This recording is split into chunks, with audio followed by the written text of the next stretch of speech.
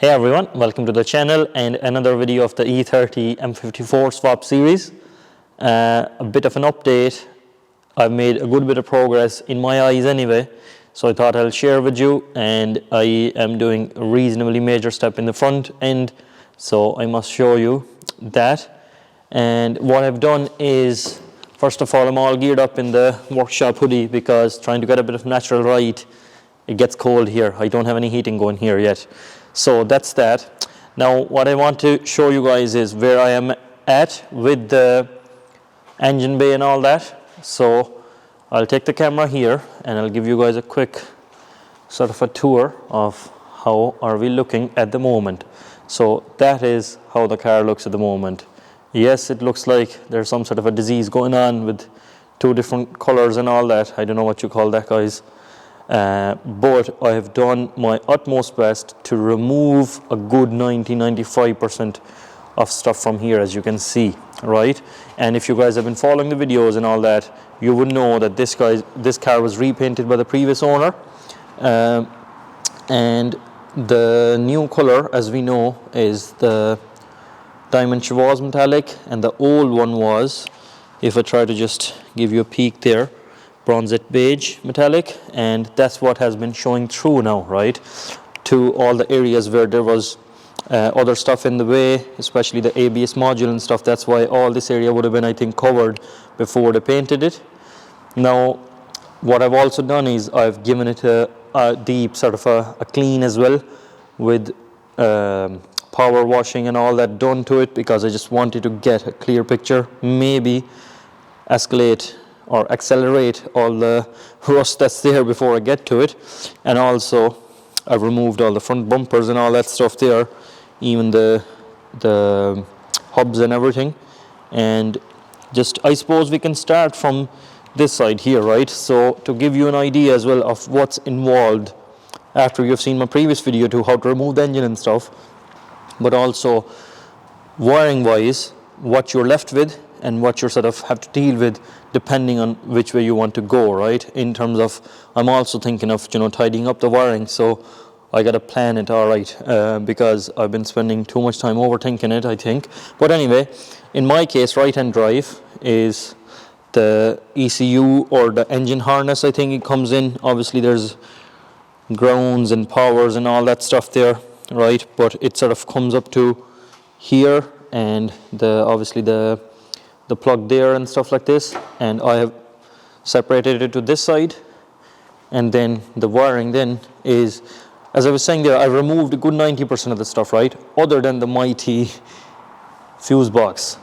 If you know the E30s, you know that the harness is quite bit one-piece harness, if I may say. So believe it or not, my interior is 90-95% intact. Nothing is removed other than what I had to do for the booster, but everything else is in place. So for me to get the fuse box out, which I did give it a go, it's all in one piece, and I didn't want it to cut off or push the wires through just yet, right? I might change my mind. So only those two things are in place. Everything else is removed.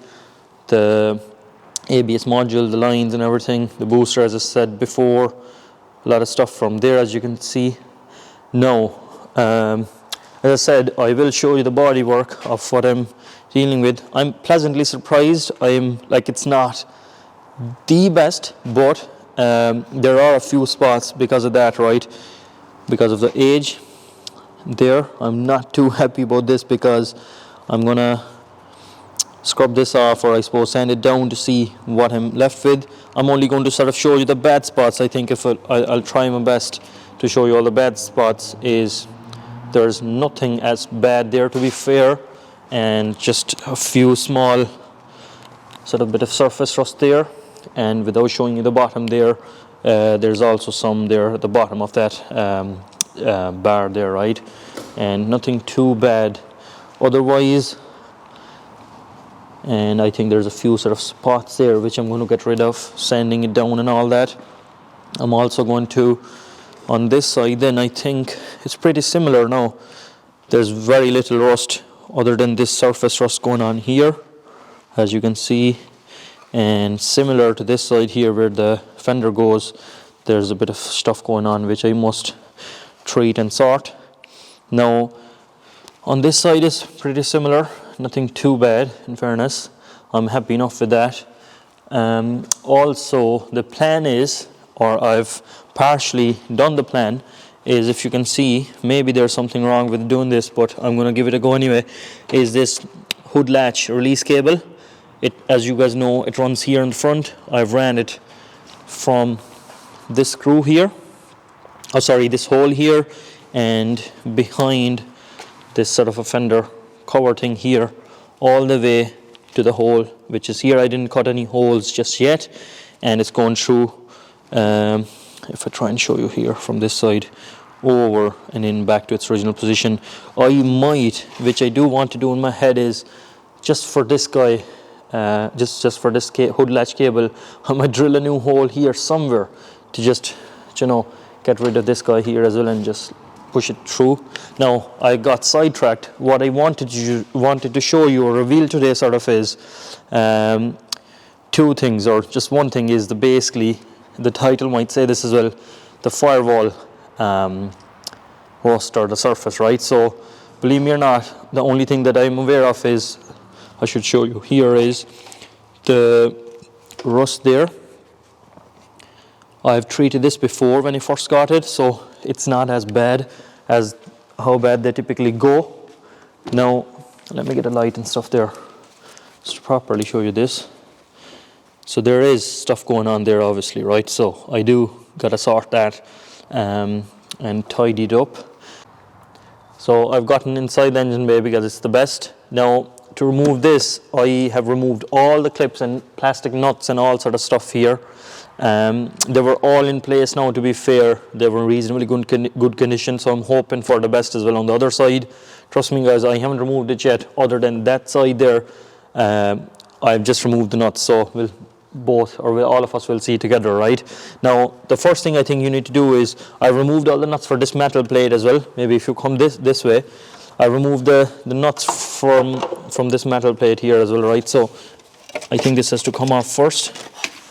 So once I remove this, I'll show you how the metal looks inside, but we'll try and start removing the top here first. I think this should come off first because it's a piece on its own. So a moment of truth. Here we go guys. So I'm in Ireland, as you guys know, and we do get fairly wet here, and reasonably speaking it's pretty good, right, for what that is. Now I'm surprised there's no leaves or anything, because I know, because it was painted before, they might have treated or tidied up some of the stuff before now, right? So that's that. We'll move on to this. So we'll start from the right side. So for the hood latch cable, I've actually cut the sound deadening a small bit. You have to do that, and then it sort of pulls out, and maybe this guy here, as you can see, right? So, and this looks good so far. Now there are two pieces, so we might just get this out of the way, and it reveals the beautiful Firewall. Now this does pleasantly surprise me, thank God, right? So let me remove all this because it is coming off indeed. Right, I don't know, it's probably 2 or 3 kgs, and I think maybe with a bit of water gone into it, easily 3 or 4 kgs maybe, right? So that's what that is. Now we'll try and remove this guy. You have to maneuver it through the fuse box. That's removed. There's a bit more, another bit. Overall speaking here, it is a bit dusty and muddy here, to be fair, and I think it might reveal something after I give this a clean as well, but it is pretty solid now, in fairness. All the wall there, I think if we must show this area here, it is very neat. Now I'm in two minds guys. I don't want to put that sound deadening on. I rather hear the engine noise than not hear it and get the water collected here and destroy this. So I do plan to drive this car a good bit if I can in the future. So that's my plan anyway. We'll see how that goes. Now this stuff is heavy, and we can show the engine bay or the the battery tray to the guys here as well, because I had treated it before with hammerite paint, right? Now I mightn't have done a great job, I think, but we'll find that out as we go along. So I am pleasantly surprised. We're going to pause the video here and we're going to lift the car up and we'll show you some of the areas there which have been revealed because of the sound deadening and all that. So see you underneath. So the underneath, or the underside of that sound deadening, seems like BMW had done a great job, and someone who had kept his car after had done a reasonable job as well.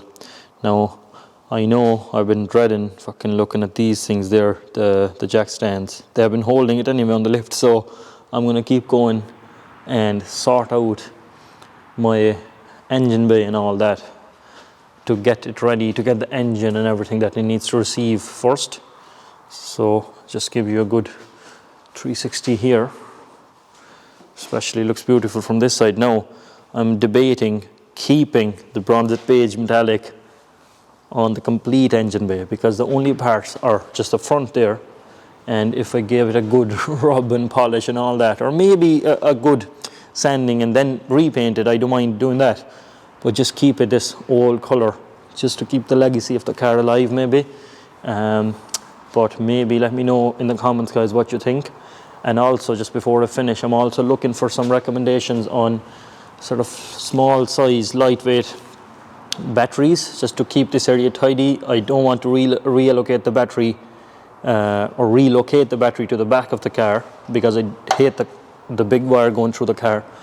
So I'm going to maybe hopefully chop this bit off and get a smaller lightweight battery inside and mount it to the wall maybe, or something nice. So give me a recommendation in UK and Ireland and all that, without being too expensive, that I can run my car and, you know, keep it going, I suppose. So that's about it, guys. I'm going to wrap this up. Please do let me know of what you want to see from me in the future, because as I said before, I'm trying to keep the build going without if I'm making videos or not. I'm not sure yet, right? So I will try and cover the important topics anyway, right? But please do let me know in the comments of your feedback. I know I do talk a lot, but look, that's just me. That's not going to change too much. Thanks for watching the video, and we'll see you in another one, guys.